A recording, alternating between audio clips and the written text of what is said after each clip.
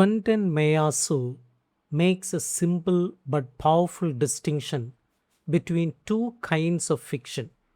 Science fiction imagines a future where science still works. The science might be wildly different from ours, more advanced, stranger, even unrecognizable. But the basic idea holds. The world can still be studied, understood, and predicted through scientific methods. Extra science fiction asks a much stranger question. What would a world look like where science is impossible in principle?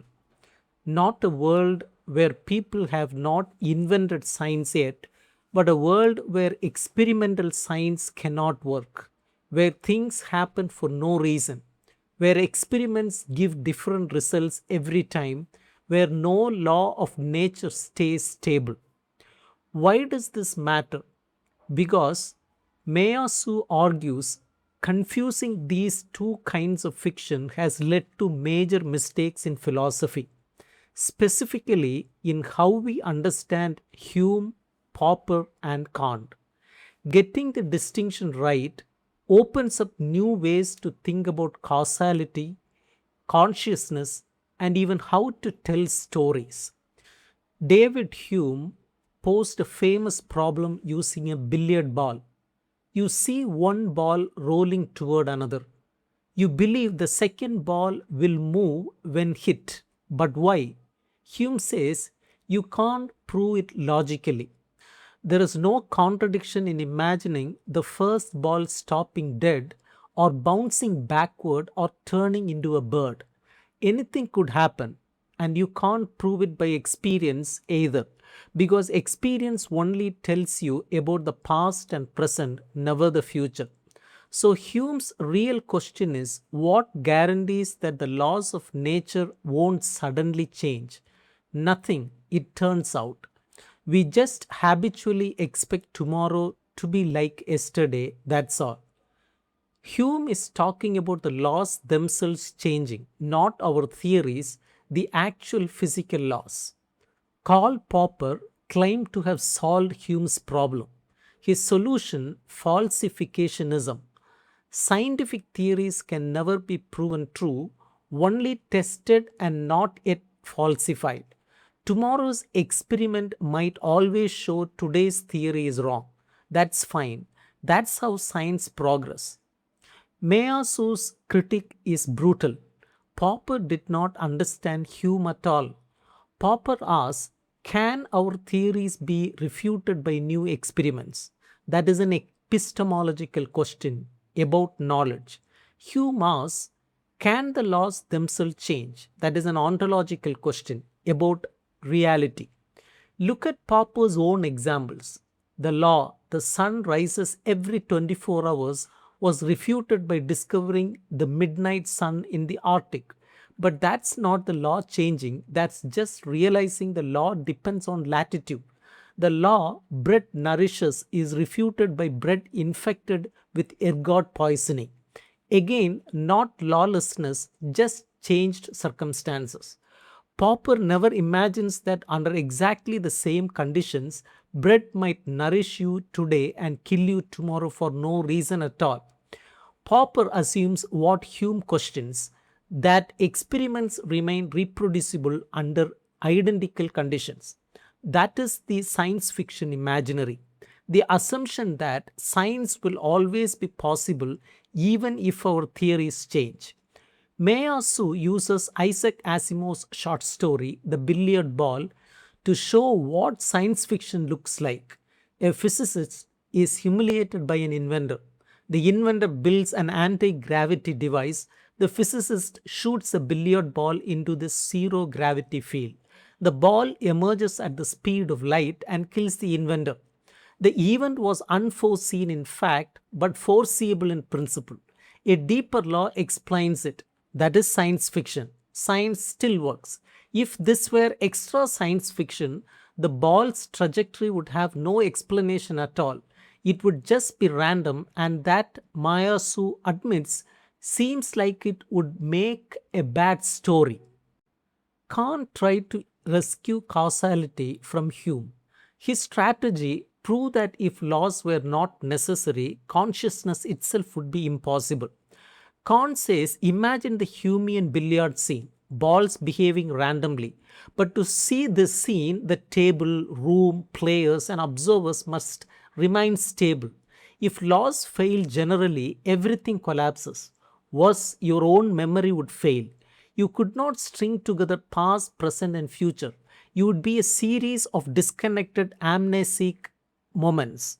Kant's conclusion is that the very fact that you have a stable self and stable experiences proves that nature must obey necessary laws. Science and consciousness stand or fall together.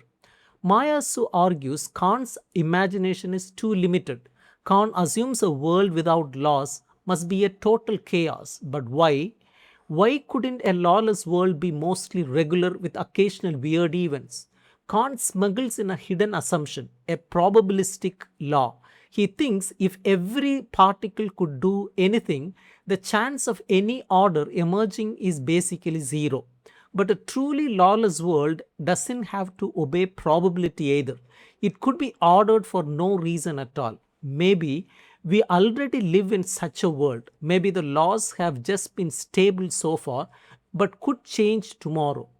Kant has not proved they must be necessary.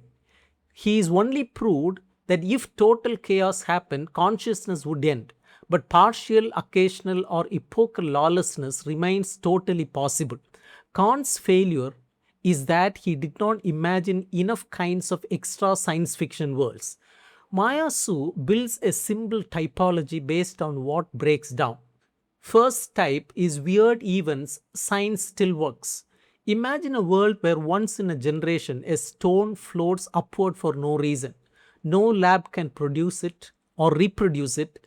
Scientists just collect stories. Does this kill science? No. Science ignores one of anomalies.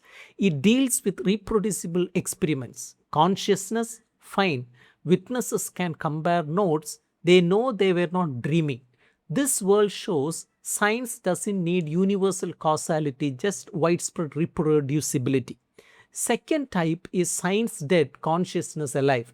This is the genuine extra science fiction. In this world, lab experiments give random results. No protocol works twice. You can't do science at all. But daily life goes on. Objects have normally, most of the time, with occasional unpredictable swerve.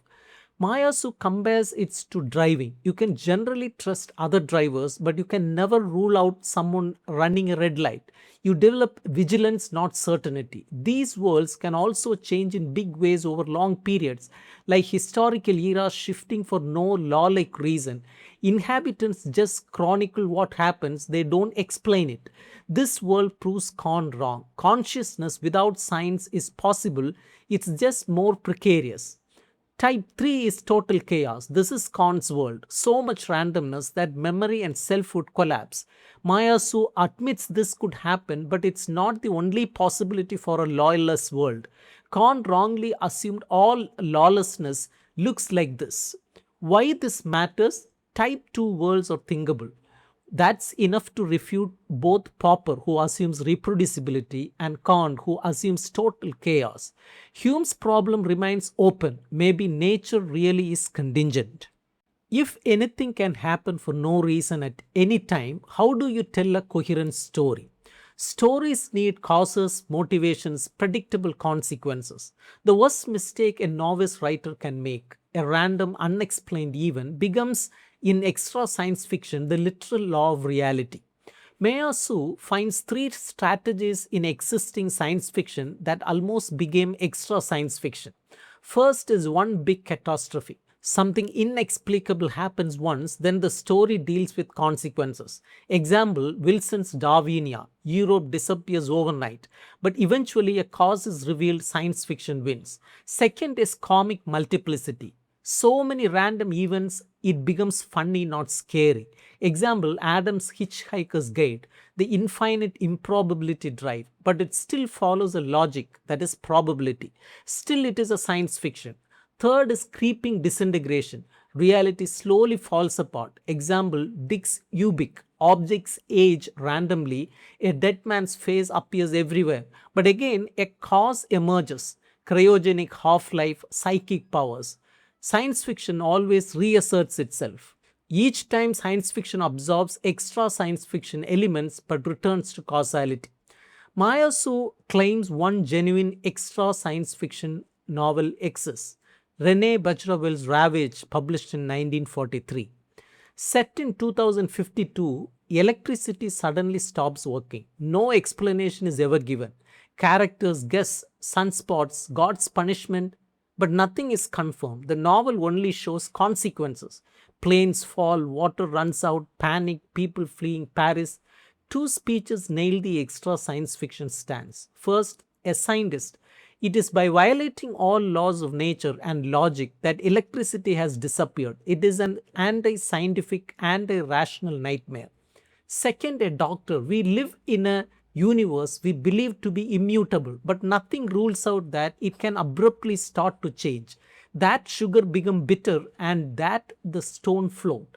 The novel never returns to cause, it just keeps moving. The pressure of survival downs out the question why. Meillassoux admits the novel has ugly politics: nostalgia for pre modern rural life, sympathy for Pétain, but formally it works a coherent story in a world without scientific explainability. Extra science fiction has two kinds of value. First is speculative value. It keeps Hume's problem alive. We cannot prove nature must be lawful. Type 2 worlds are thinkable. Contingency remains on the table. Second is literary value. Extra science fiction opens space for stories about living without guarantees, where you can't predict, only react. Meillassoux imagines eidetic variation pushed to the point of suffocation, stories that degrade the world until only isolated lives tightened around their own flow remain. A precarious intensity, solitude, rubble. Meillassoux' real provocation is that philosophy and fiction share a job: to imagine worlds beyond the guarantee of law, and to ask what thought, what life, what story becomes possible when science fails.